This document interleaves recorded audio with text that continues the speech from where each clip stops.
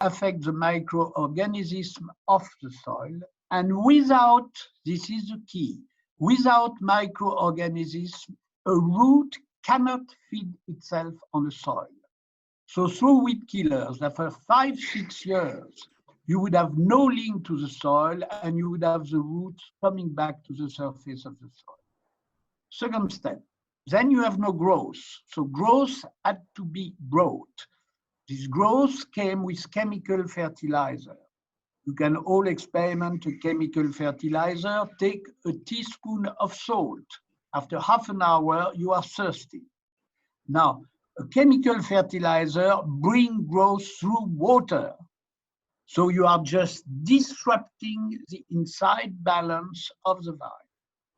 Then, as you have natural disease, which are always a lack of health, but mainly mildew and oidium, the traditional product, which is called sulfur and which is copper, which are by no means an enemy of life, these traditional products were not strong enough. And then, third step, synthetic molecules, which were created, systemics, so going directly into the sap, were created. Fabulous to forbid all sorts of disease. But then these molecules, which were created systemics, are in the sap. And the sap is the organism which is catching the climate. What is an appellation contrôlée? It is a soil taken by the roots, and it is a climate taken by photosynthesis by the leaves. Now you have been destroying the link to the soil, and you have been weakening the system which does the climate. What is the result? You have a crop. Yes, that crop has no originality. And since 30 years, you have to be aware that technology started to be practiced in the cellar. What does that technology consist of? First of all, which is a murder, and you are probably not aware of it. You have these synthetic molecules which create taste, aromatic yeast. We have the right, us wine grower, to use 320 aromatic yeast, which would give very flattering taste. If you are not aware that this taste doesn't come from the appellation, you would be, oh, there is a red fruit taste, which is great. There is a pineapple taste, which is great. There is a hint of whatever, which is great. But keep in mind that this is not the taste of the appellation. This is the taste of technology, and no one talks about it. Now,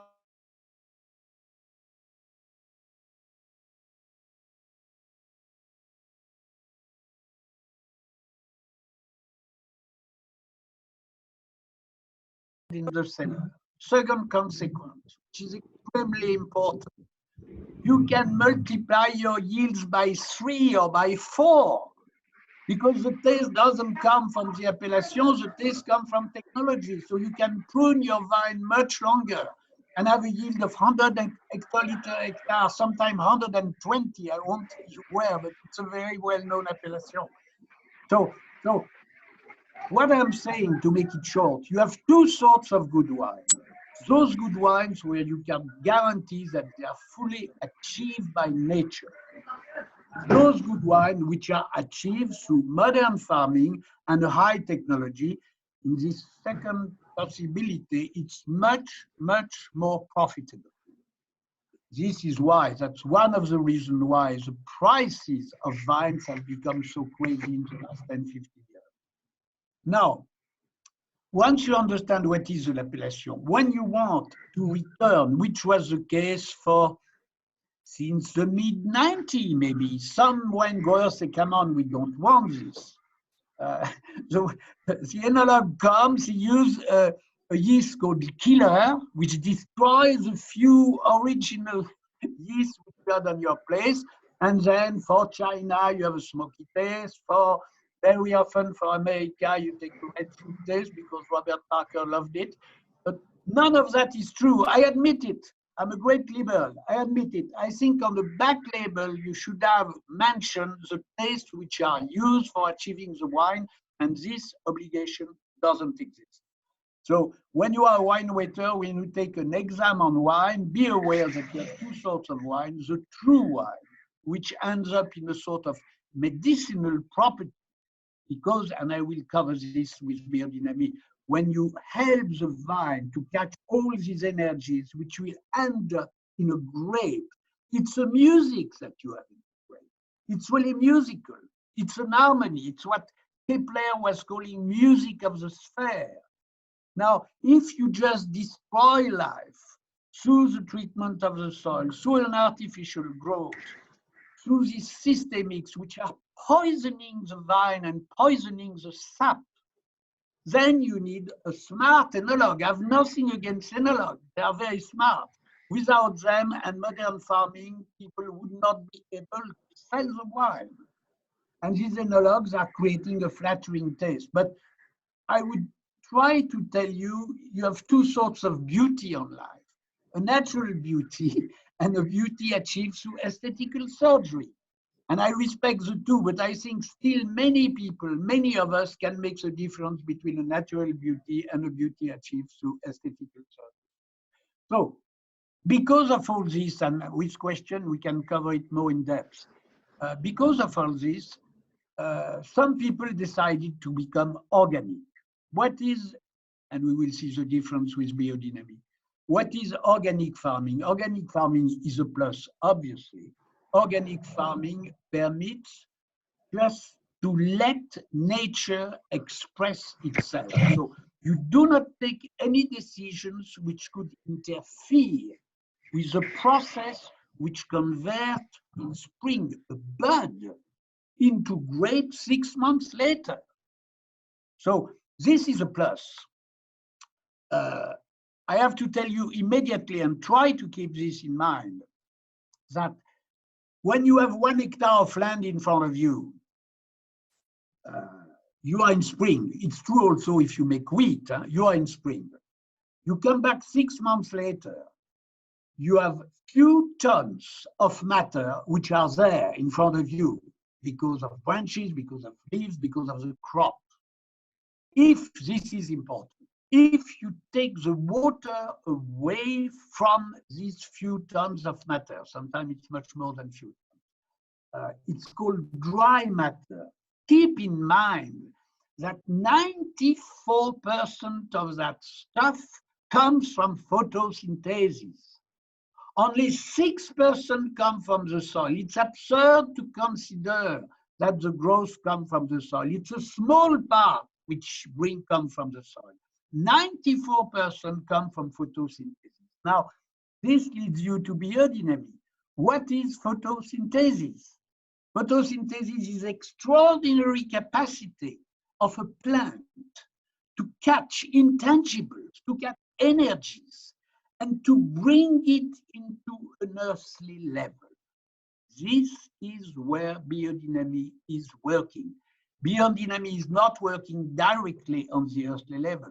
Biodynamics is working in creating secret energetical connection so that the plant has the capacity to feed itself on the energies it needs to be fully there. And this is the way of returning to a completely true expression of a local space. And let me tell you right now how, as a sommelier, how, as a wine amateur, can you make sure that the bottle that you have in front of you, which probably had many stories, is true or untrue? Extremely simple. Just take the bottle, open it, take the bottom of a glass every day for 15 days, for 3 weeks, for 1 month in winter. What happens? Oxidation comes to destroy, because oxidation is a death force. So it comes to destroy the product. But if you have been connecting your wine and the grape, which come from the vine, to these life forces, it defends itself and it improves. Like you are a bit sleepy on the bench, somebody comes and is aggressing you, suddenly you are yourself. This is the idea of calving and letting oxidation aggressing a wine. When you do this, 3 days later, 4 days later, sometimes 2 days later, a wine achieved through technology is just collapsing. A wine achieved through biodynamics will improve for days and weeks. It depends where you are, it depends on the temperature, on your climate, on your latitude, but the basic idea is true. So this is also a test for finding the aging capacity of a wine. I see too many great names which are now sold on auction sales because the restaurants have found that they have no capacity for aging. So again, I am absolutely open to all the ways for achieving a bottle, but I think the consumer should be respected and the consumer should know what happens, which is not the case. Because transparency for taste exists for food, but restaurants and wine growers are not submitted to that law.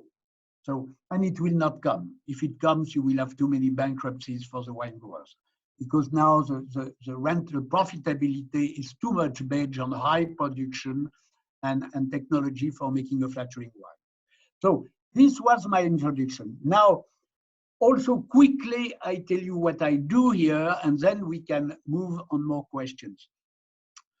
When I came here, I started biodynamics in 1980, not really knowing what I do. This leads you to the great question when you are young. What is fate? Fate is something which could be really investigated in depth. And we started very simply with a few other people. Stefano Bellotti, who passed away in Italy. You had the François Boucher, not so far away, he's not on earth anymore. You had one guy in Burgundy, Jean-Pierre Frick in Alsace. You had few people. Now, slowly, it takes time. You discover what to do to help your vine to express itself. What we use is very small, few grams by hectare of few preparations. The basic idea, take a plant. Now you have understood that without the connection of the earth to the solar system, the earth is a dead body, first step. So please understand also that when we are told that the climatic change is linked to the CO2, this is a big blah blah. This is true for 10% maybe. But the real problem today is wavelength pollution. How do we receive the sun? How do we receive the moon? How do we receive the planet? How do we receive the stars? Through cosmic frequencies. And when you put a too high level of energetical pollution, wavelength pollution around the earth, the forces which bring life are weakened. This is where the climatic change is coming. No one is discussing it because we have too much money behind it. So biodynamics at this stage in 10 years, I don't know, is the best way for reconnecting your place secretly to the system which provides life on Earth, the first one being the solar system.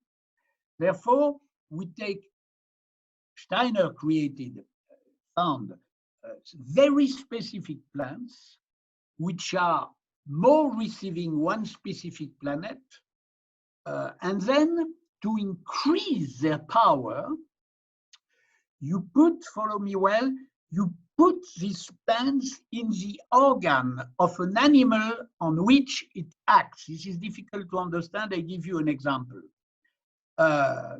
Chamomile. Chamomile is, everybody go to an herborist, they will tell you it's a digesting, it helps digestion. So chamomile is linked to the gut.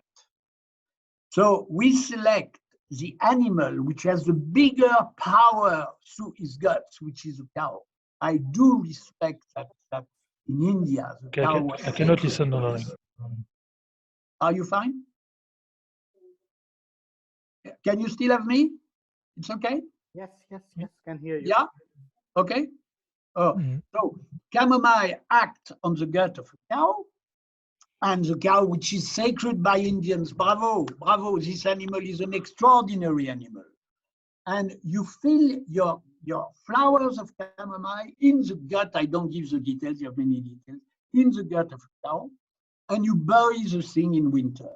And when you take it out the potential of the chamomile is multiplied by 10 or 20.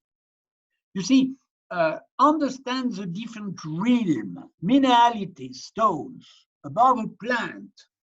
Plant for the stone is fabulous. Above the animals.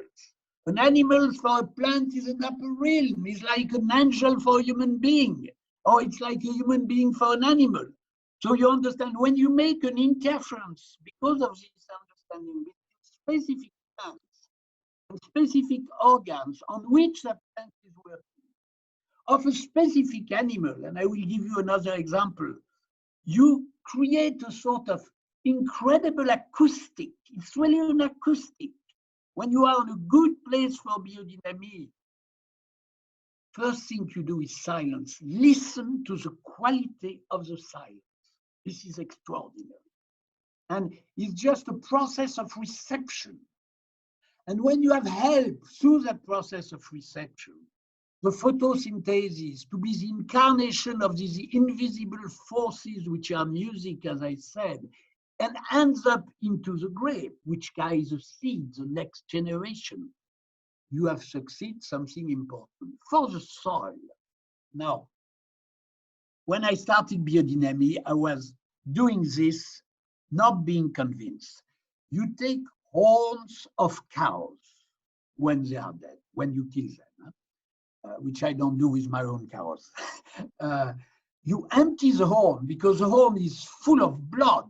When you cut the horn of a cow, you are just bringing back the cow to an earthly level.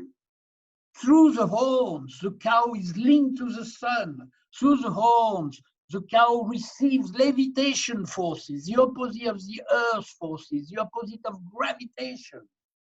So once these horns, we just digged out some horns which were buried this morning. When these horns, which last for 3-4 years, are empty, you put cow manure inside. You do that beginning of fall. You bury it in the earth. The first time I was doing this, I was thinking, what am I doing? This is why I'm always thinking about fate. And what I did, I took a small clay pot, filling with the same manure that I was using for filling the horns. Buried it, get it out in spring, send it to a lab, 2 samples, number 1, number 2. The manure which was in the horn was multiplied, the microbial life, microbe organisms, multiplied by 70. And the one which was in my clay pot has 70 times less life. So you see, biodynamics in a first step is helping naturally with what you have in your place, life forces to come when you are. Now, of course, this is disrupting enormous market of assistance. And therefore, more and more people are aggressing biodynamics. Because when you are in biodynamics, now I'm in 40 years of biodynamics. Sorry, I don't buy anything. I don't need to buy anything. I have low yields, yes, but I don't have to buy anything. So you understand that this interference between specific plants and the organ on which that plant is acting and a specific animal. I give you another example which people are making fun of, not all, less and less actually. Look at the deer. If you have been going in the country sometime, a deer is an extraordinary animal with its antler. It receives all the forces of the forest. It has the nervous system multiplied by 10 compared to ours. Now, then you understand that the deer, where all these emotions are concentrated in an animal or even in human being, in the kidney process. And the end of a kidney process is called a bladder. So what we do, we take yarrow, which is a plant which is quite easy to do, very good in herb tea for your own health. You take yarrow, you dry it, etc. I don't give the details, and you bury it, you fill the bladder of a deer with this bladder because finally it's acting on the kidney system. You leave it 6 months outside, and in winter, in fall, you bring it underneath the earth. We took one out this morning, and with this, you have a secret connection to subtleties, to the forces of Venus.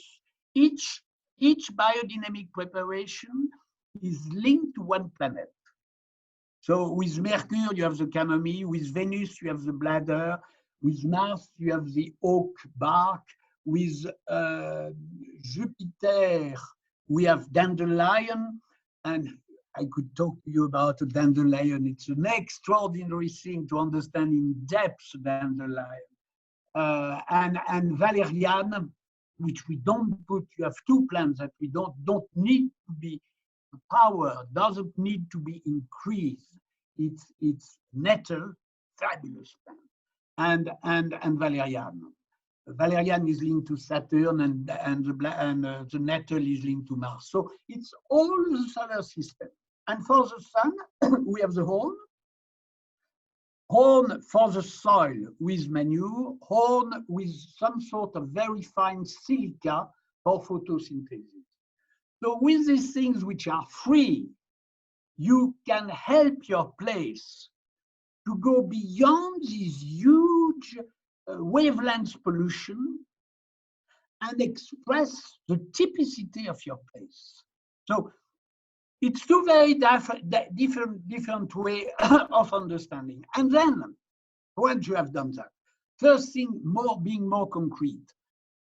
When you understand a bit what I said, you realize how much animals are important for a place. So I've been each sort of animal. Each time you bring a new kind of animal local, I'm not going to bring a llama from South America, but when you bring local animals, each time it's like if you were adding a new string to a musical instrument. So you could say that the music is more in depth. And so I have here a few, not many. I have 8 cows and a bull, of course, because I don't want the artificial reproduction. I have goats, very interesting animal. This is what I could cover with another conference if you are interested, because you have to understand each animal. You have to understand how each animal is behaving, helping the vine on a specific way. You see, with the goats, I will more act on the goats and sheep on the flowering process. With cow, I will more on the leaves. It's a middle. With horses, I will more act on fructification. With pigs, I will more act on the root. So you see, all this is the farming of tomorrow. The farming of tomorrow is to understand also a deeper understanding of each sort of animal, of each plant. We are surrounded with a drugstore. You know, the more you realize this, the less you're a consumer for the drug industry, because you have all this around you. And the more you're farming, come up with a product which is a full expression of a place, which is full of life, and which has medicinal property. When you drink or when you eat something which comes from an harmony, you become harmonious yourself. So all this is simple. All this doesn't cost much. All this have to be explained, and all this is not explained. So now, more concretely, what have I done here? First thing, exclude clones. I mean, clone is a madness. Clone is a madness which has been going all over the world. When you go out with friends, you have maybe 6, 7 friends. They are all different. If these 7 friends are the copy of yourself, you are going to get bored. So avoid clones. Be careful, because often sold to wine grower feet of vines are called massal selection, and it's only 3 clones. You want a real massal selection. What does it mean? A real massal selection, it means that you need at least 3 harvests, because some flowers are coming early, some flowers are coming on time, some flowers are coming late, like in a classroom. Remember when we were young, you had those who were sleeping in the back, you have those who always raising their hand to bring an answer. You see, all this have to be understood. Therefore, 3 crops. What is very interesting? We are doing the vinification of these 3 crops separately. What is very interesting, for each of them, the taste is different. It's harvested 1 week later. You cannot imagine, with the same maturity, on the same spot, exactly the same spot, you have a taste of wine which is different. Some people tell you, oh, I prefer the second one, or I prefer the third one, and then you mix them all, and then everybody is happy. But 1 week of difference for the harvest makes a huge difference. And that's very interesting. Again, life is not a mechanic. Life, everything is different at any time. Life is an organism. In an organism, it's not a mechanic. We are not a mechanic ourselves. And you can use your creativity on the same spot, what I'm saying, on the same spot, people with different culture, with the same level of understanding, will end up with different tastes. This is extraordinary. That's all what wine is about. Wine is nothing else than a human being on top of mineral, vegetable, animal, using its humanity and its broader knowledge to help a plant to be herself. And each of us can do that differently. And this is where wine is interesting. You see, the wine is a product of an industry where the analog has been controlling everything in the cellar. Sorry, yes, it's a wine, but for me, it's absolutely childless, even if it is good. I'm not saying it can be good, but when you drink a bottle of wine, see if you find an emotion, see if you find somebody inside, see something is happening. It's a piece of art. It's not a product of an industry. So what do we do in the cellar? Today you come in a cellar, you have the impression that you are in a clinic or in an hospital. You know, everything is being controlled. The fermentation should go for 10 days, the temperature should be there. All this is absolutely crazy.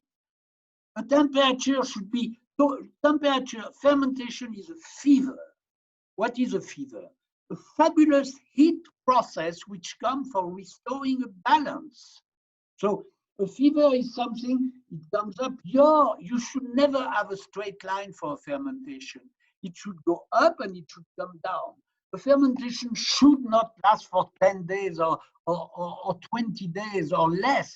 It's absurd. The fermentation should last for 4 or 5 months. It's a long process and it's a long end. This can happen if what you have in your juice is not chaotic. If because of the farming, all the link, all the harmony has been destroyed, then it cannot work. But if you have been working in a way so that all this can be a pure expression of life with a capital L, then please let it be itself. Never re-yeast. When I see this re-yeasting process, which came maybe 12 years ago, 20 years ago, it's a murder. Only on your place with the four, and that we could cover with another concept, the four quality. You know, life on Earth is 2 forces, gravitation, sun attraction. And in between you have heat, underneath you have light, which is linked to the air, underneath you have water, liquid, not totally hard, and then you have stones and you have the earthly level. And this is what is an appellation contrôlée. If you want to define properly an appellation contrôlée, what quality of heat and when, what quality of rain and when, what quality of light and when, and what is the geology, that's all what is an appellation contrôlée. But so you let things happen in your cellar. And then the malolactic can come or not come. You don't have to say, I want a malolactic.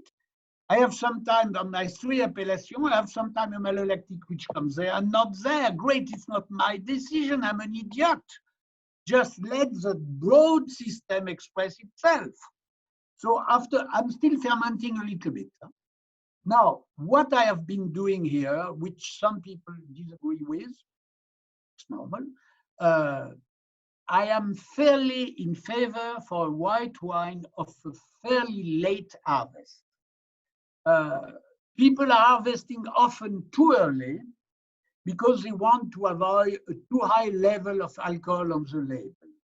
But look, my garden has some flowers which are starting. I'm not going to cut a flower before it's starting to open. Otherwise, I don't have a flower. If you harvest too early, if you harvest with a green grape, sorry to tell that you are losing something. The maturity was not there. And if you are nowadays, you want a real maturity, you have 1 point or 1.5 points more of alcohol, which you never feel on the blind tasting. That's very important because everything is together and you don't feel it. So in the cellar, what do we do else? We will cover sulfur. What do we do else? Not much, not much. Let things happen. Control maybe if there is a malolactic, and then not a tight filtration. I will return it with sulfur. Very loose filtration because some people may not accept a small deposit in the bottle. And then you bottle the bloody thing, full stop. Now, sulfur, you know, people are fighting. The chemical industry said, okay, to slow down the organic process, we are going to aggress sulfur, we are going to aggress copper. So, copper is the forces of Venus. You know that each planet has a metal. Mars is iron, Saturn is lead, tin is Jupiter. I don't know if tin is a proper word.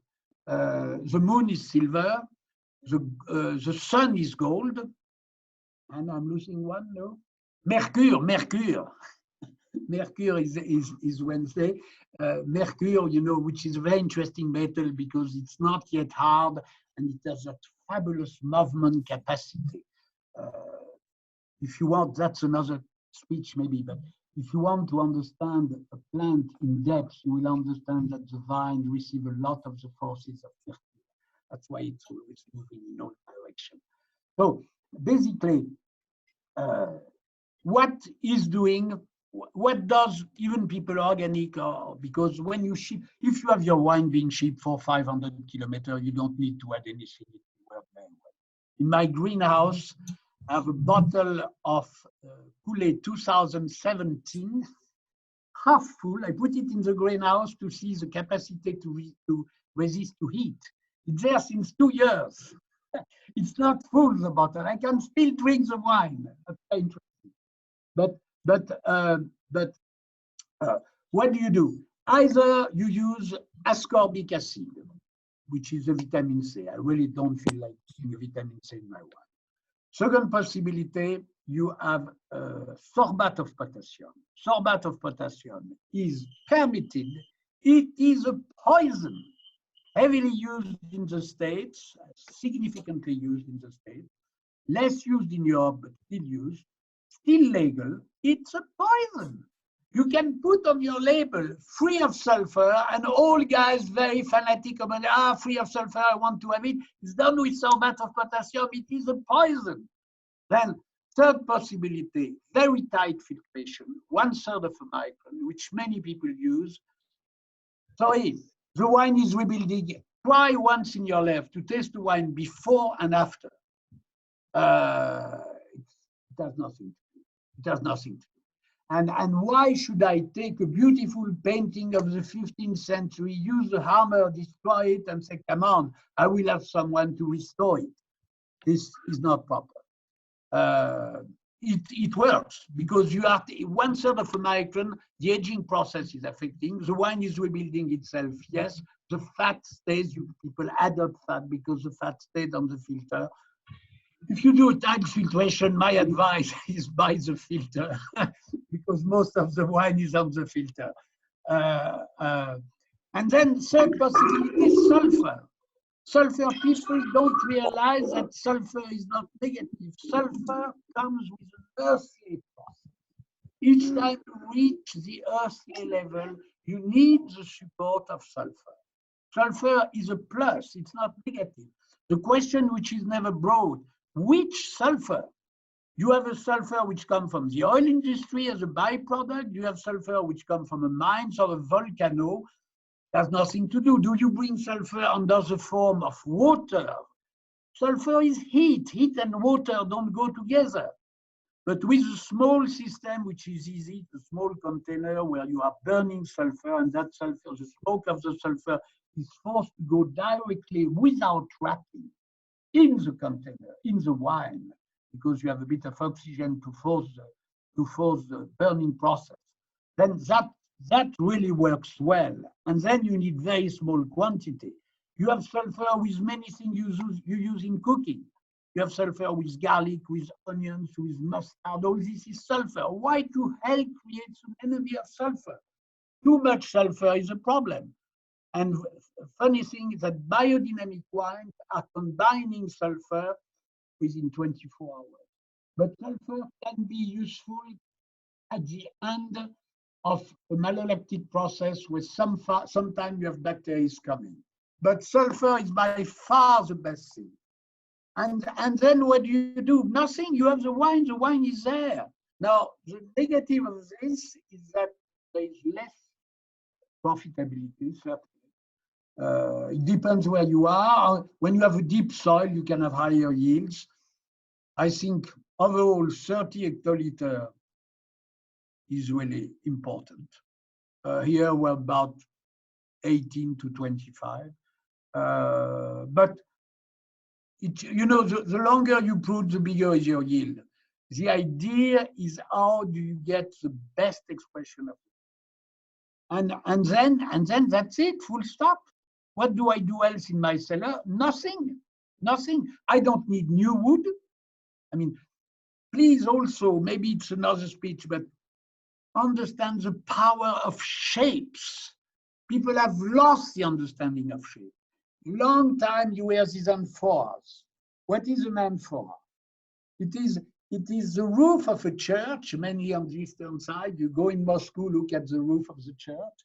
It's the roof of a church, but instead of catching upper forces, you catch earth forces. And this is why these amphoras 2,000 years ago had a lot of sense. Now we are so much materialistic. I know they work only if they are buried. If an amphora is not buried, it has very little. But if they are buried in the soil, they do have an effect. I do respect it in Georgia, Eastern Europe, because it makes sense. I think the amphora is not the most adapted shape to our time. Now look at the barrel. The barrel is a sphere on top and is a sphere underneath. So, in other words, you catch as much of the upper forces as the downward forces. It's an egg shape. Try once in your life to spend an hour in a barrel. It's a huge pleasure. You are so, take it big, huh? Don't do it on the 220 liter. But do it on the 400, 500, 600 liter. Give the opportunity to your dog. The dog has a kennel. Put a barrel beside the kennel. The dog in one night will go in the barrel, will never return in the kennel. So this is the understanding of shapes. And the more you push that understanding, the more you understand the old architecture that people had within themselves, that deep knowledge which is gone today. When I see modern cellar, which cost a fortune, the intellectuality is there, but the energies are terrible. I have the impression I'm in a coffin. If you want life to be, you want the cellar to be full of life forces. People don't understand life. This is why I show you this picture. Look, can you see it, this one? I don't know if you see it well enough. Huh? Oh, pardon, sorry. Yeah, just raise it a little bit up. Yeah, okay, can you see it? Just a little bit up.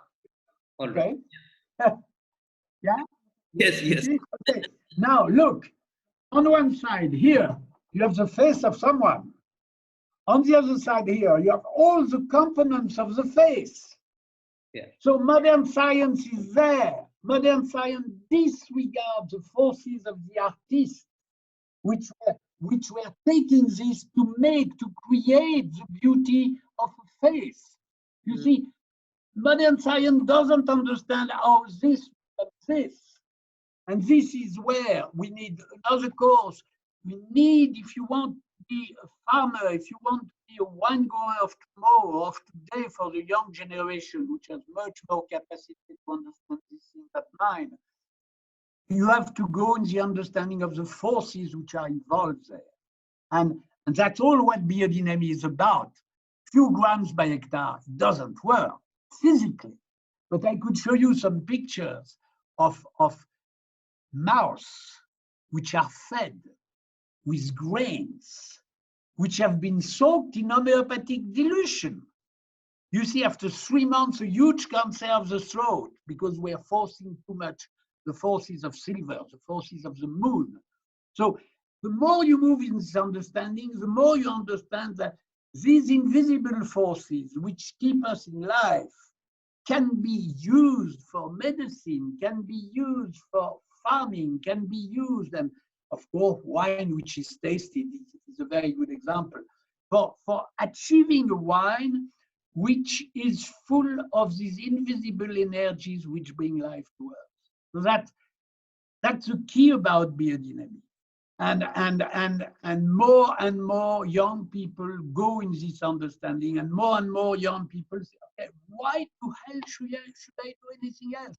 You see, biodynamics has gone for wine all over the world, not with intellectuality. People said, we try it. I had one guy telling me, it's funny, I rediscover the smell in the cellar which I had during the time of my grandfather. So just helping life to express itself. And sorry to be actual, but the more you link yourself to these forces, the more you feed things which are in harmony. Sorry to tell you, this stupid virus has then no power on you. Instead of fighting a virus, catch life. So easy. But no one is mentioning this. So this is an introduction to what we could do, because I have many pictures I could show you otherwise. I could show you, for example, picture of snowflakes. When you see, you have 3,000 different kind of snowflakes, more beautiful one from another. Where does it come from? These are the questions that the new scientists are raising. Can we catch these forces? And there are many ways, you know, with the animals, as I say. I give you that last story. I was making a course in Japan, in the mountains, and showing the animal, showing how each animal is acting on the different part of the plant. And you had one guy who always had, he was young, a gold medal for his sake. And he said, I understand now. His grandfather told him, after the crop of the rice, call a guy who is breeding ducks. In Japan, you have not much place, so they are happy to bring their ducks, and they are fed for free, you know, for 2 weeks or 3 weeks, which he did. Now look, what is a duck? The duck is a bird.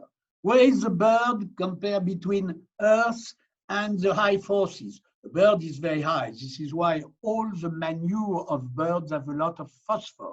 Phosphor is heat force. But it's a duck, and a duck is a bird of water. What is rice? Rice is a grain. When you have grain, you need heat, but it's a grain of water. So by bringing manure of ducks, of geese, of birds of water, you are bringing to the rice exactly the forces it needs. It's to fully express its archetypal forces. And that's extremely interesting.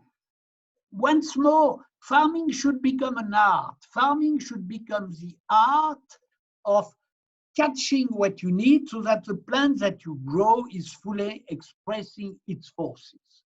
And when we will be there, I can assure you that virus will be much less powerful. So the balance of the power that you mean to say, with every, it's having a different expression from all the forces in the nature. So what you're doing is combining and balancing, and it is have its own course over the people. And you do it different on each spot. So what I did here is try to increase the diversity of the vegetable. Second step, fight monoculture. When you are a wine grower, you have monoculture. Monoculture is a drama for nature. You know, you don't eat every day what you like. If you have it every day, you dislike it after 2 weeks. So try to create a diversity. I have some spots where I could have vines, I have no vines, I have the horses. So financially, because I got an education in finance, it's called a very bad management. Life-wise, it's a good management, and brings the diversity of animals, as I said, and each forces. Then we move in the biodynamic preparation, which is a bit long, but what is a dynamization? What is a vortex? Our periphery is increasing and becoming a point. A periphery is non-matter. A point is the earthly level. And what are the biodynamic preparations that you have been putting? What do you yourself, you could push a button, go look at a football game, why this happens, or you could be there. Because as a human being, we have a power with our thinking process, with our heart process, with our will process. And that you can put in your vortex. This is part of the farming of tomorrow. So it's a long understanding, but every year you go a bit further. And it's sad for me to see that the teaching of farming is still terribly materialistic, because if it goes further materialistic, starving is the next process. You can't forbid disease. You can forbid disease for a little while. You can't forbid disease when life is really exhausted. That's what we talk about. And finally, it's also a fight which is economical, because you have so many guys. Look at genetic. We are told that the progress for genetic. Genetic will become a progress when the scientists will be able first to understand why you have what is the system which have been bringing specific sequences of genes. If you don't understand this, you don't change it. Otherwise, you take the foot of a hedgehog and you put it on a deer. This is ridiculous. So genetic could become a progress, but let's first understand what is the system which has been organizing this music before changing that system. So it's an endless discussion, but overall what you said is right. You express with your own understanding your own place. And as a male or as a female, you will do it different. When I see tasting of wine done by woman or done by a man, it makes sense. It makes sense if life is respected. And then you have the sort of what you call in English green thumb, which is disappearing. At my generation, you still had few people. At your generation, much less. Why? Because now it's time for your generation to go through your head, through your soul, to the understanding of that thing more in depth. The green thumb is a rest of a very old force, which some human being, it's a healing process. Some human being had within themselves, but these forces are now becoming weaker and weaker.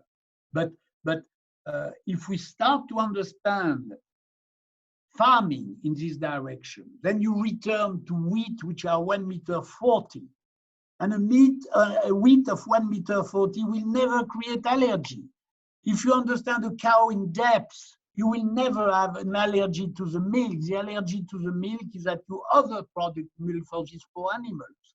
So it's time to come back to that deep understanding of the forces which bring life to Earth and how to connect yourself to these forces, which is called biodynamics. I'm very talkative, sorry. That's lovely. That's lovely. It is so inspiring to hear from you. I mean, we are listening something that we never heard of. I mean, personally, Yes. heard of, and this is something on the other side of what we do. So it's quite important. Just I wanted to know about something like how was the wine making different 40 years back from now? Like, well, when I came back here in 1976, the farming was done. It was not called organic. Nobody cared at that time. But the farming was done very simply. You just had a bit of chemical fertilizer, not high quantities, and one pesticide, only one was done. If I look at it now, I would say the harvest was done too early. It was done in 3 shots, but too early. It was cut green. it makes me shivering. And the rest was done in the cellar about the same. But because of these harvests which were done too early, I think the wine was ready later. But as I said, try to take a good bottle of wine, 2 good bottles of wine, one biodynamic, one Suenolox.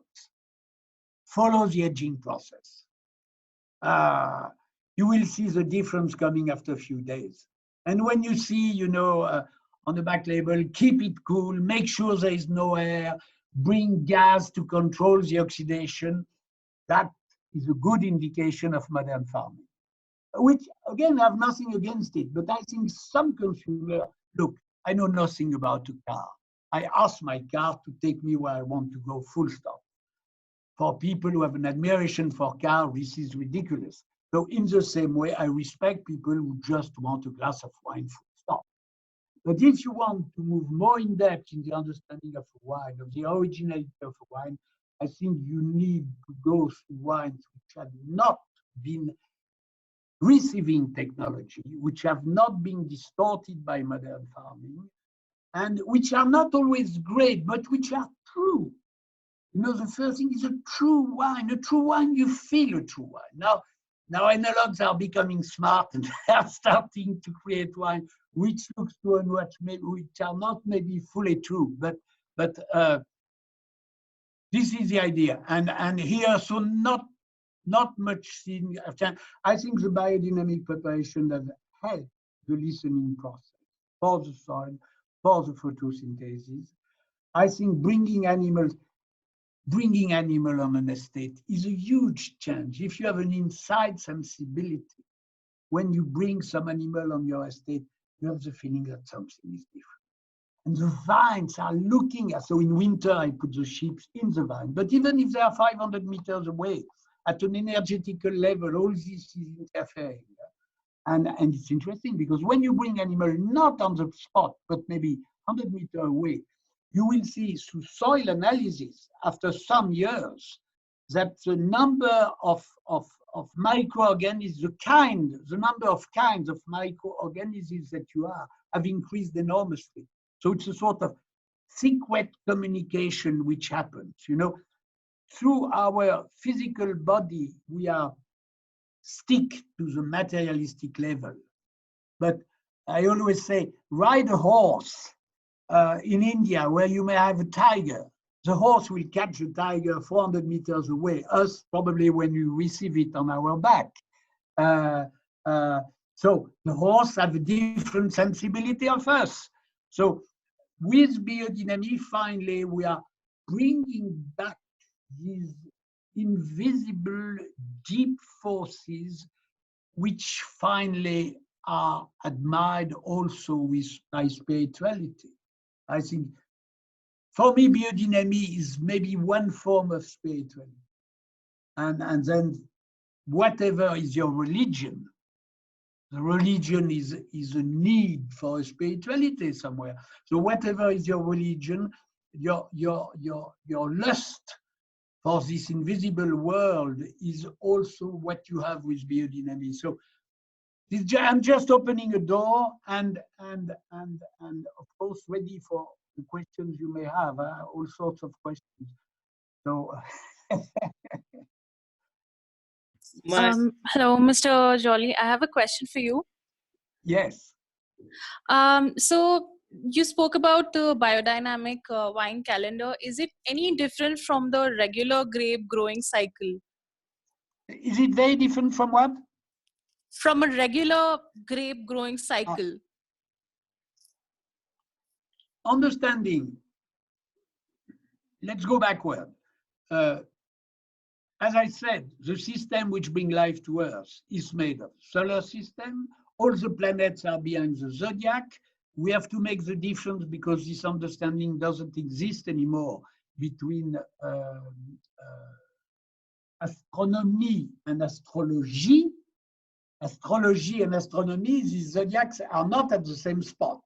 But all these planets are moving behind forces. That's all the work of Maria Thun, that you can decide to catch or not. So these cycles are true for all of us.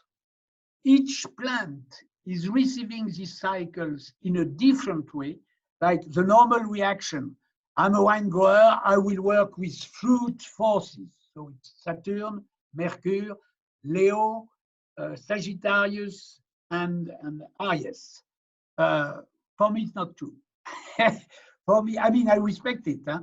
I try always to use also earth signs, mainly Virgo, which and we could cover that with a course on the downward process. The only earth side for the zodiac is Virgo, and I think that fits exactly what is a vine, because a vine is a terribly earthly plant. Keep in mind Dionysos, you know, the underground god, and by opposition Apollo for the wheat. Apollo, as a Greek, we are saying Apollo. These sun forces. The cypress is also Apollo for the tree. So when you understand that the vine is terribly earthly, on your daily practice, you can decide to keep it more earthly, so you don't let it grow high, etc. Or you can try to deliver it from its earthly process. Take on the same spot, a vine, same spot, same sort of vine, same soil, same climate. A vine which you let grow at 3 meters high, and a vine which you keep at 80 centimeters. Blind tasting, nothing to do, nothing to do. So your understanding in depth of what is a vine can help you to make the decisions which you find right and which maybe somebody else don't find right, but which the wine will reflect.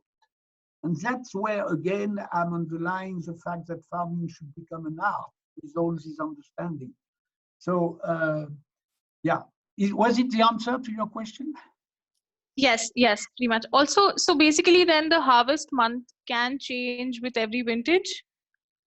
Yes, that's, the climatic change is huge. We are 1 month ahead now. It's mad. That was the question before. The good for us up to mid-80s, the good harvest was mid-October. Now most of our harvests are between the 15th, 17th of September and the very beginning of September. It's a huge change, huge change. So it's earlier, but also with deeper understanding of biodynamics, you can help your vine to resist these distortions. It's a real stress, we don't see it, but it's a real stress for plants to receive things which are in disorder. And that explains many new diseases. Oh, there is a new disease, we have to create a new product of treatment. No, you will never cure disease if you don't understand disease in depth, if you don't understand life. The idea is not to fight disease. The idea is to increase the reception of life. This is where there is a huge mistake which is made. And through other tea, I make many tea on my vines. Nettle is fabulous. You can use milk when the sun is too aggressive. 7 liters of milk by hectare mixed with water is huge. I was using seaweeds, some specific seaweeds, which to resist the aggression of the salt have made a sort of oily substance. Instead of buying this in a drugstore for high price, you go to the seaside and it's free. And with 1 small container, you have enough for 15 hectares. And you have many ways, you see, to help your place to resist the disturbances of the climate. But it has to be done. Biodynamics is not a recipe. Getting certification in biodynamics today is very easy.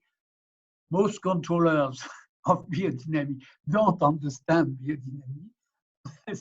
So you show an invoice to tell that you buy the preparation, you show the machine for creating a vortex, you answer a few questions. I am in biodynamics, buy my wine, I shake the flag. You have to be a bit careful. But you have some biodynamics. I mean, I can tell you there, if you go on the website, this group which I was creating 20 years ago or more now, called renaissance des appellations, return to terroir in English. You have a list of 231, you have a very interesting charter of quality. Extremely strict, the strictest that you can find in the world. And you have a listing of 230 guys from 12 countries, where I can assure you that it's full expression of the spot. And number two is biodynamics. And number one, it is good. It's still, I mean, what I call good could be defined, but I think truth. And when we have maybe 20, 30 guys coming every year and sending wine every year to join the group, we always send someone to check what they do. And then we are 10 or 12 to taste. And I was always mentioning at the beginning, no intellectuality. Don't cut the wine in slices as you are taught to do it. If you cut a wine in slices, as most schools are telling, you give the power to this stupid technological wine. They have everything, but they are missing truth. They are missing the essence of wine. They are missing the emotion. It's aesthetical surgery. So when you taste the wine, just see, yes, some wines are taken immediately. Some wines are discussed. Some wines are rejected immediately. You should feel someone. You should feel a sound. You should feel a quality which is there. You should feel an entirety. That's what you should feel. Sorry for that long answer. It's a great answer. Thank you. Amit, if you Other don't mind, question? can I ask something? Yeah. Yeah, go ahead, please feel free. Please feel free to ask questions. So do biodynamic techniques vary according to the country, like the soil type and the climate? What you follow in Loire Valley, should it be different in a hot country like maybe say southern Spain? Is there any technique which depends on the soil and climate? Very good question. Very good question. It's my first reaction to that question. It's not a technique, because a technique is a bit materialistic. It's an approach. It's a research of your consciousness. But I understand your question. Of course, it changed enormously. This is why I'm always a bit disturbed by seeing biodynamic advisor like flying winemaker giving some advice here and there. Only you, on your spot, knowing how is heat, how is light, how is humidity, how is the geology, on your latitude, only you can decide, once you understand the feature of preparation, when to do them. If the manure which is in the horn, if I do it at the wrong time, it has very little effect. So when I do the 501, which could be discussed for half an hour, the silica in the horn, if you do it at the wrong time, you may burn your vines.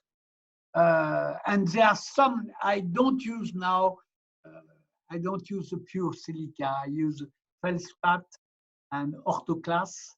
And also I'm starting, which is so interesting, to take semi-precious stones and to do a horn with these semi-precious stones, because we have from Steiner, and if you are interested, I could ask Virginie to send you, behind each sign of the zodiac, the most typical stone. We have the same for plants. That's how we did the biodynamic preparation. But same for the stones. So one stone I still have it. Amethyst, which is a scorpion. Scorpio is also eagle. A horn of amethyst. And when you don't use full light like silica, quartz, and you use a semi-precious stone, you bring more the link to one sign of the zodiac. Again, this is fascinating to be able to taste wine which receives this. It's an extraordinary adventure. And it takes you more in the direction of one sign. So you will say, okay, what is amethyst? Amethyst is a sign of the Scorpio. What is the Scorpio? The Scorpio had two names. It was the Scorpio, the very earthly process. It was also the eagle, formerly. And an eagle is an extraordinary bird, very high in the sky, which you could say, despite the earthly level. They don't want it. They just come to catch an animal and they return in their high altitude. So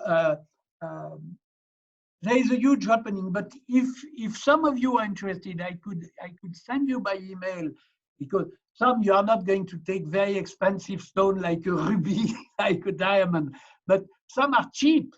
Some are cheap, and it's interesting to use them. So you see, you will adapt the knowledge of biodynamics to the specificities of your spot, of your climate, even of your culture, and your seasons. And that takes a bit of time, of course, but at the end, you have a present, you say, because you have something which is so much a gift from the upper level, because it's a gift from the upper level. When you connect yourself to that system which brings the earthly level, we are earthly, but before birth, we were not earthly. And after death, we are not earthly, fortunately. So it's important to create permanently the connection between these two levels.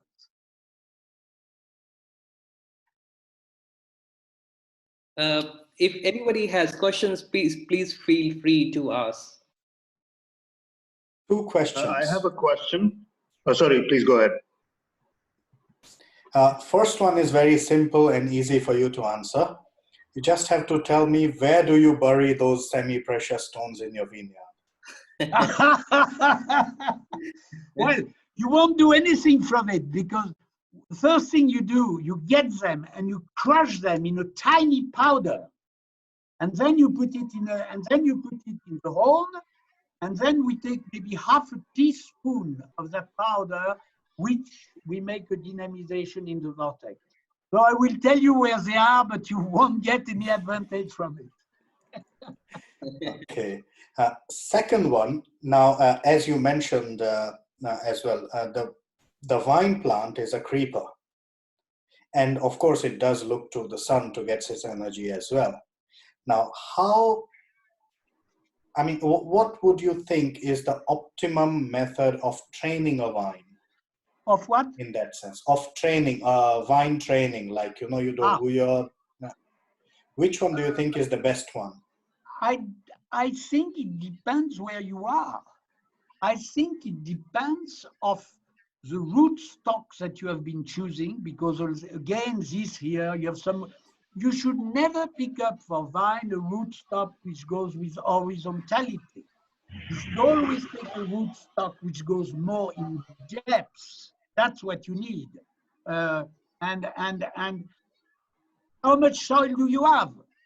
If you have 2 meters of good soil, actually, the more difficult is the soil, the better is the place for vine. On a fertile soil, you put wheat, you put vegetables, you don't put vine. A vine is so earthly. That's why you have Dionysos. Dionysos, the underground god, because it has a huge power in its root, huge, and little capacity for growing up. So according to the depth of your soil, according to your geology, according to the amount of rain, you would do it differently. But basically, the biodynamics remains the same. You do 1 to 3, 500 spread on the soil for the life of the soil. You would do maybe, always for me, an herb tea. I always use nettle tea. Nettle is a miracle. And it's an acceleration of the sap when it is too dry. It's a momentum for the circulation of the sap when it is too dry. And then the flowering process. I could show you on the next time a picture to see how a plant is earthly at the beginning with big leaves. And the more it goes up, actually, I have it here. I could catch it and show it to you here.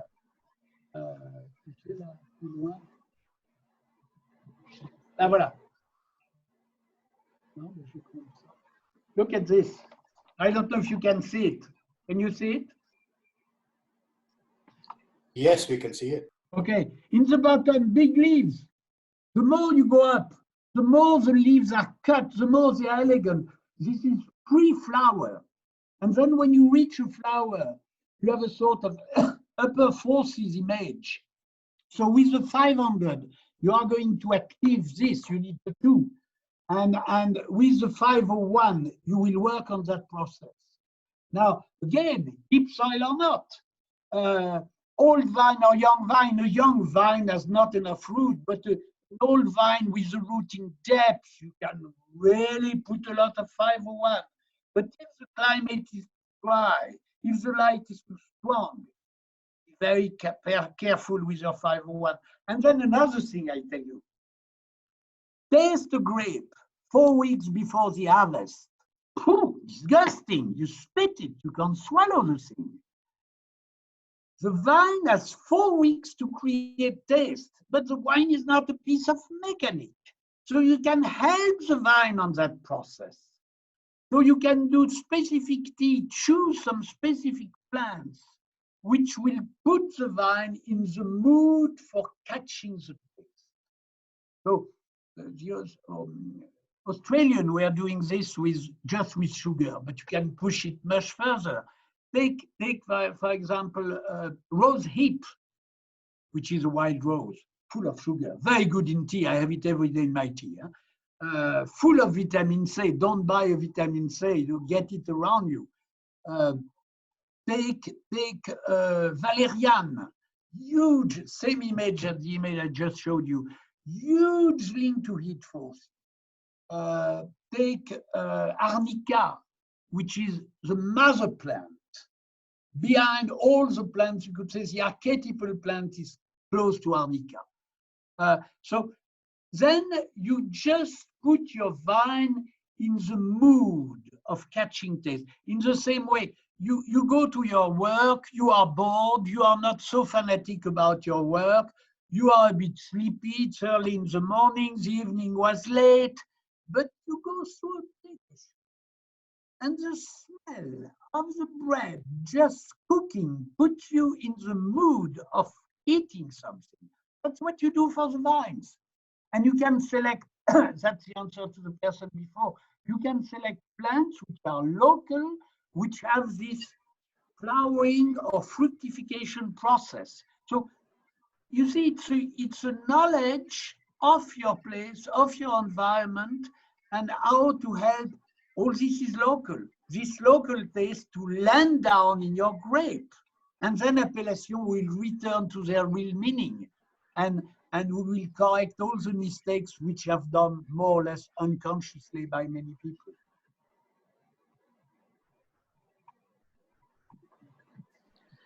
Nicolas, I have a question for you. Talking about this biodynamic calendar, which recommends which day, which time you need to drink. You know, there are the fruit day, there are the flower day, leaf days.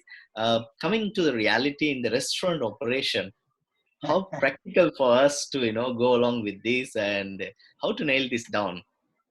Okay, very good question. Thank you very much. Maria Thun created this calendar, and she came here several times for making courses. I didn't speak German. My wife was German, and we're quite close one to another. This calendar is very useful, but this calendar is not slavery. Some people try to tell, okay, on the flower days, the taste is different than on the heat day. For me, today, if you want to come up with this evidence, the only way is to, which is not done, to harvest on a fruit day. You could say, okay, I'm going to harvest with the moon in Leo. And I will taste the wine when it is ready with the moon in Leo or with the moon in Sagittarius, whatever. Then you have some possible connections.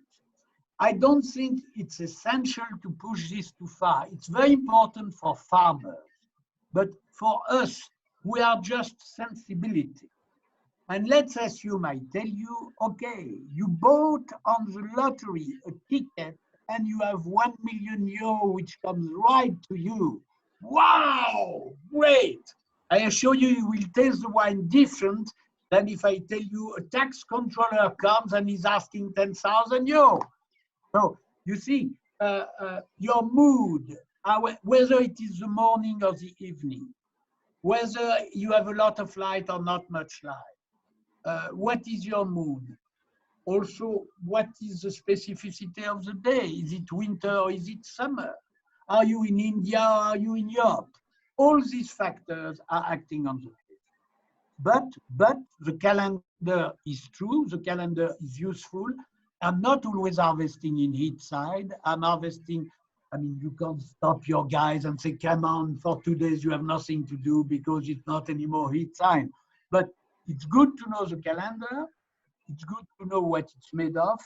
And it's good to know some time where you shouldn't do your biodynamic preparation or should not harvest when you have these dot lines of the calendar. These are already not which are creating a stress on the plant. When you have also an eclipse, you know, when the sun is being hidden by the moon, these specific times, you shouldn't do any farming. And when you are wine waiter, you still drink wine. But this may affect your tasting process, yes. I have a question. So generally, biodynamics suggests using these preparations, like you mentioned, valerian and chamomile and yarrow and so on.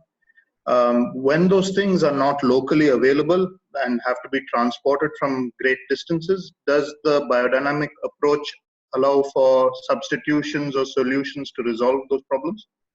It's a very good, congratulations for all your questions. They are very good. This is also a very good question. It's a very difficult question. I was once in Australia seeing a guy saying, okay, there is no deer, so I want to take the bladder of an antelope. Yes, it's an animal which has a lot of nervosity, sensibility. Will we have the same effect? Maybe not. Steiner was saying, for example, nettle, you cannot replace nettle by any other plant. I've seen some Japanese people breeding nettles in Japan. Yes, but nettle doesn't belong to Japan. So, you see, Steiner was one of these very few people who was so much able to go beyond his earthly level, so totally dominating his ego. The more you dominate your ego, the more you have access to the other sensible level. That he could give you the best answers, but it's true that the preparation were done from Europe.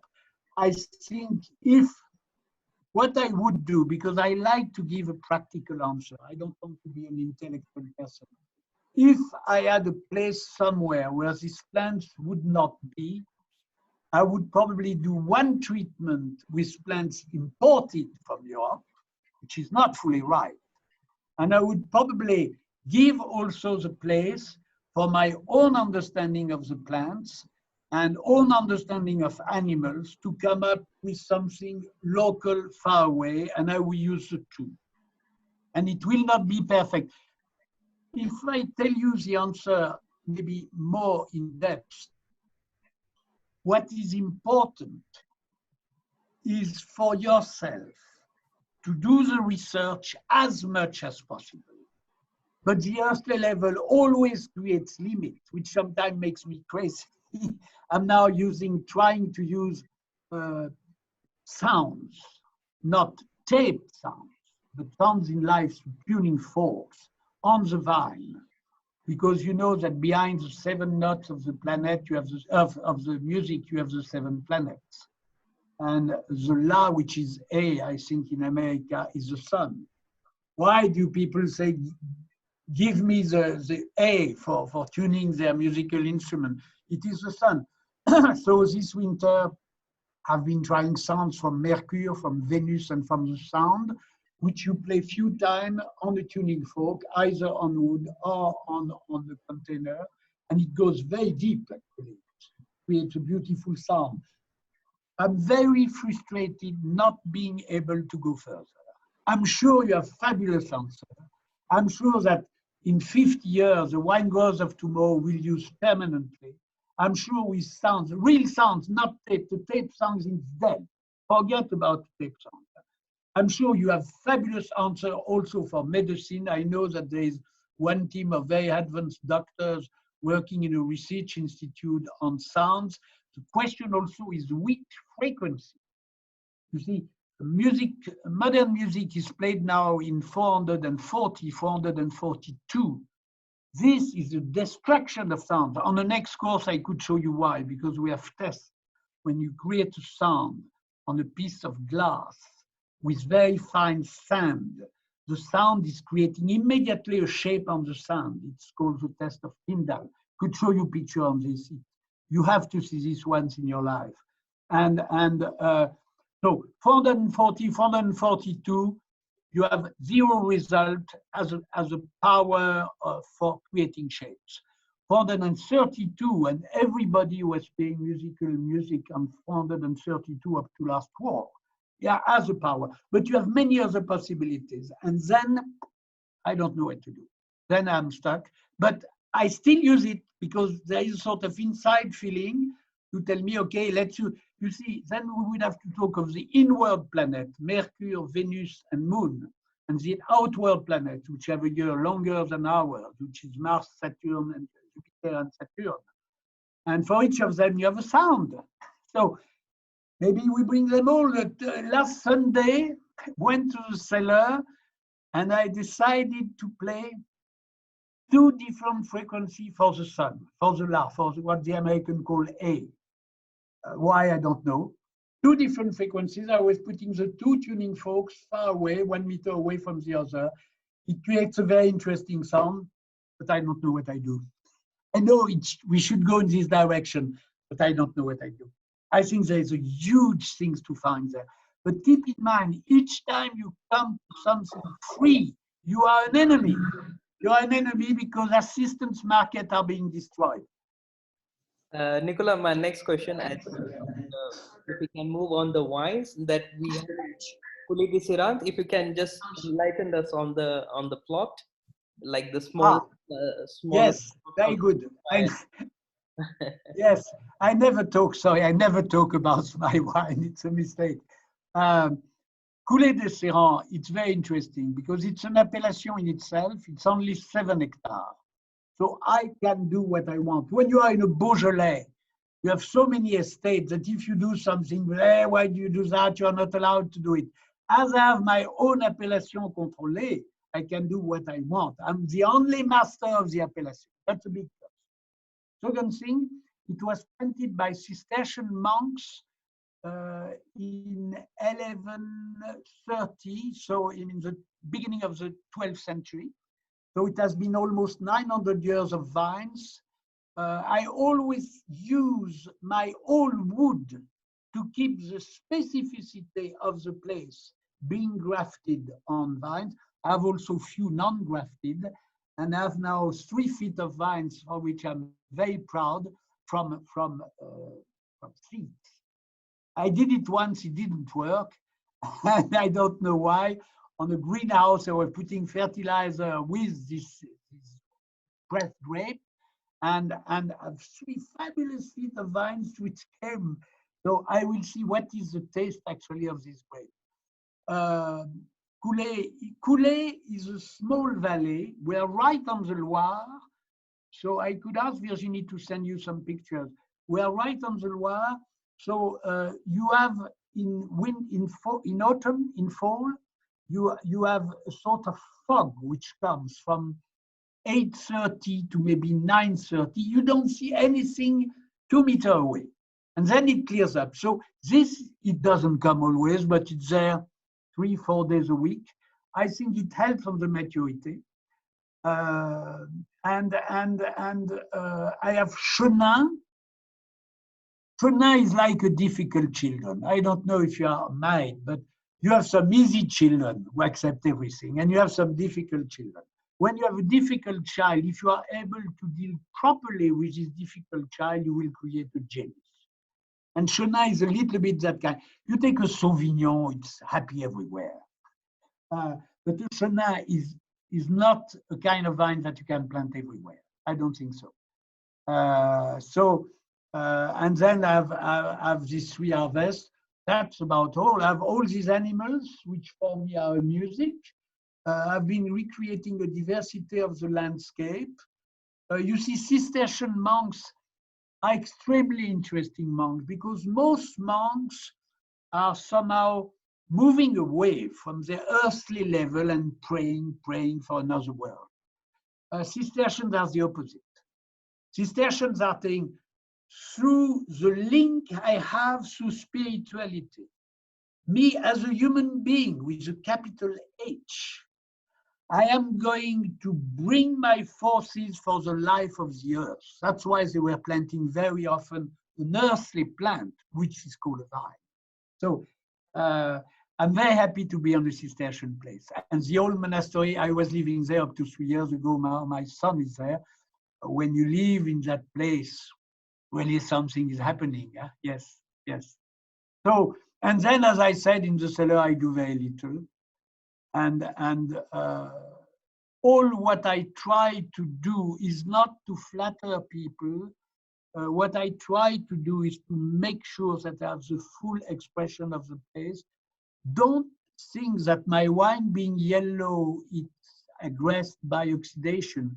It's yellow because it is harvested like for a late harvest, but making a dry wine. That's it. I know. Sorry, I have. Sorry, go on, please. Off to you, no worries. Okay, Mr. Joly, I have 2 questions for you. The first one is, you said you practice it on 7 acres of land. Can it be done on a larger scale? And if yes, then will the results be the same? You are asking me if you do what I do, will the result be the same? On a larger scale, yes, for bigger vineyards. Okay. Sorry, I misunderstood your question. Well, again, it's a good question. I tell you, in the Middle Age, the largest estate, so that one human being would fully express on it, was 5 hectares.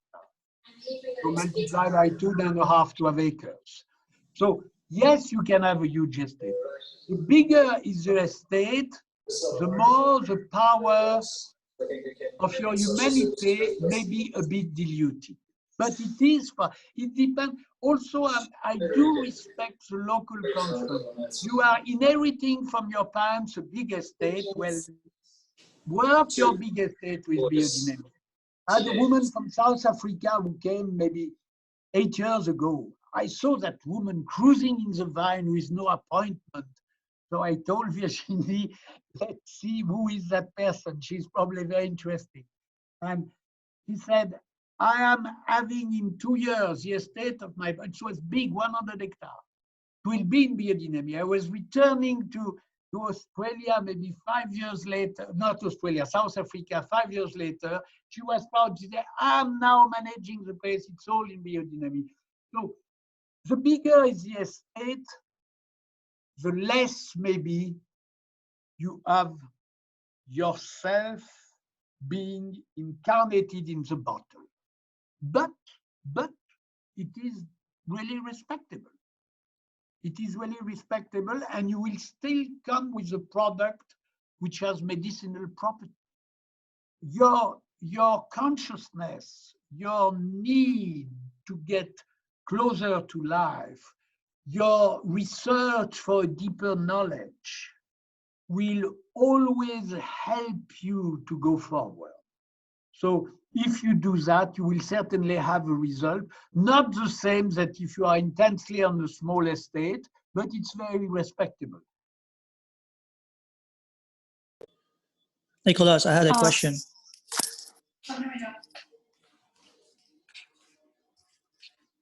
Yes? Nicolas? Yes? Yeah. Apart from your own wines, what other producers do you like to drink time to time?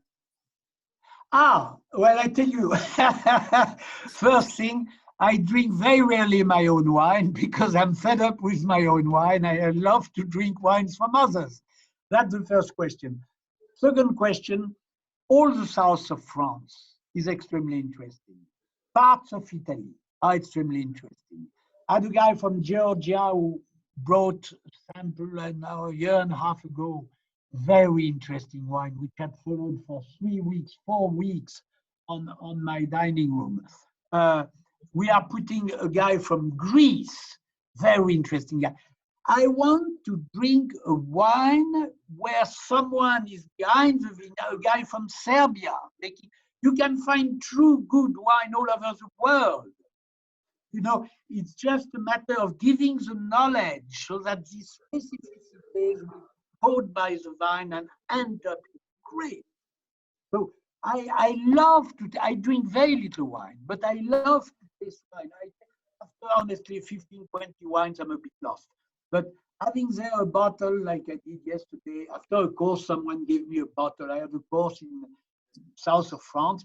I had that bottle yesterday, very interesting. So I am more informed of the southern part of France.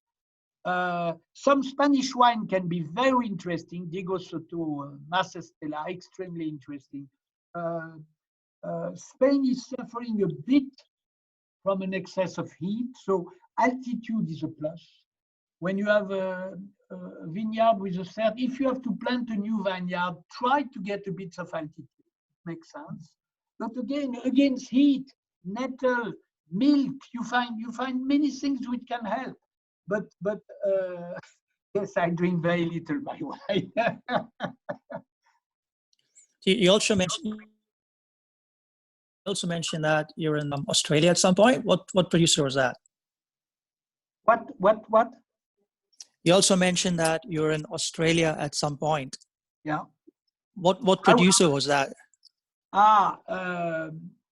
Comment s'appelle celui que j'aime bien? I have 3 guys in the group from. Actually, I went to Australia for making a course of biodynamics because honestly, taking a plane for 12 hours, I can't do it. I'm 75. I find it terribly tiring. But when there is a real need for something, I try to do it.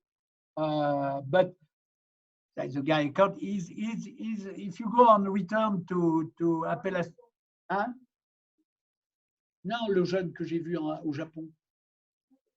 Oui, Erin. Hein? And Geringer. I don't know if you know the name. Very interesting guy. Straight. Erin Klein, his name. Okay, all right. Yeah.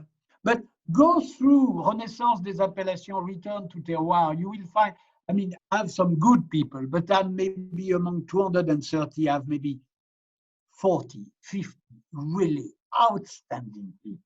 Sorts of bottles that you cannot forget. And this is the wine of tomorrow. This is the wine of tomorrow. This is where we have to go.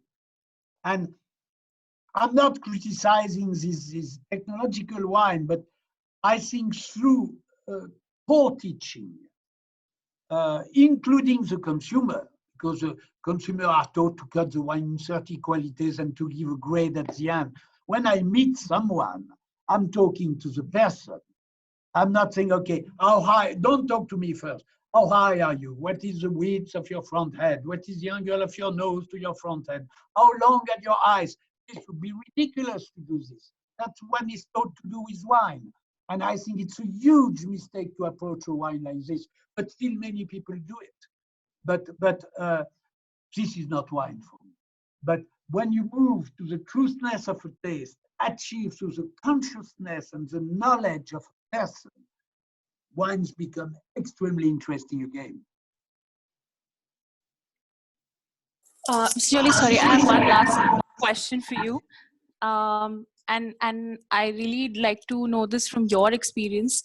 Have you ever had a vintage which is not that great, or because you practice biodynamics, you've had an upper hand at a vintage which was otherwise bad for other producers?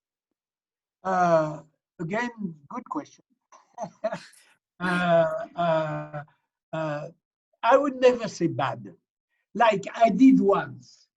a bad experiment on the 501, because the 501, you do it for 2 hours when the sun is rising, you know, the silica in the ore. And someone told me, but look, you are talking about your grape, let's do it late in the afternoon, which I did. And then all my leaves became yellow. And a journalist from Le Monde, which is a good magazine in France, who came and said, what happened? But still, the wine was there.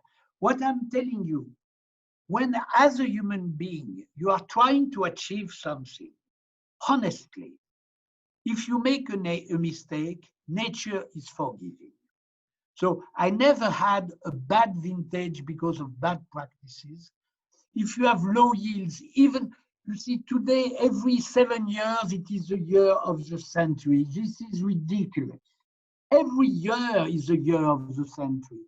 Some years are dominated by light, like for Chenin, you have some years dominated by light forces. It creates an inward wine. When you have Chenin dominated by heat forces, it creates a powerful, big muscle man. All these wines are interesting. So you can't get bad results because of your research. But all the vintage are different. In addition, after some years of biodynamics, what you have been bringing to your plants, what you have been bringing to the earth, what you have been bringing, I would say, to the spirit of the place, makes every vintage interesting. And I remember some people, first years when I came back here, you had 2 categories of, you know, you had some people tasting who were very well known and very sure of their judgment. And one was saying 66 is the best vintage. And another great one, no, it's not 66, it is 67. And they would argue for years. 15 years later, the 2 were equivalent. So don't be scared of having bad results as long as you are trying to achieve something for an improvement. But the more, it's like practicing a sport. You know, if you start, someone practice ski for the first time, well, I mean, if I take you on a difficult spot, you will never ski again. But you are learning, and look, how did we learn how to walk? We are walking very easily now. I'm sure that when we were 2 years old, it was very difficult. So no, just move ahead. But if technically you have questions on what to do and when, you can send me a mail. I don't know your place. I don't know where you practice. I don't know where you are. But I could give the advice which I feel right. The key is to understand how this biodynamic preparation are working. That's why I want to do another session. I could give you picture and I could explain really how they are working, and then it's your decision. Some people, and you have also, I won't give the name, the very, very well-known wine grower in Burgundy, worldwide known. And that woman that woman has karmic, you know, I am a great believer in karma. She had something from the past.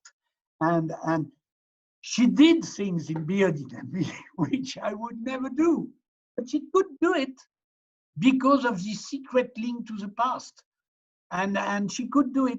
For 97%, it would be a drama. For her, it would work. This is why life is not an engine. Life is made of very different things. So be free to do what you feel, as long as you feel it honestly. And remember always 3 forces. Forces of the head, forces of the heart. When you sing, try to bring the heart. When you have a vortex, don't bring only the heart, the head. Bring the heart to the head, and the will. These 3 forces are very important.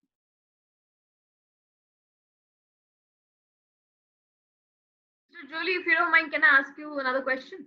Yes. Yes. So I know about a winery in Italy which is vegan as well as biodynamic. That is, in their biodynamic practice, they don't use animal products. What is your take on that? How effective is that without animal products? Ah, yes, vegan. Well, I mean, lower realm minerality, upper realm vegetal, upper realm animal, upper realm human being. Nine others on top. 9 others.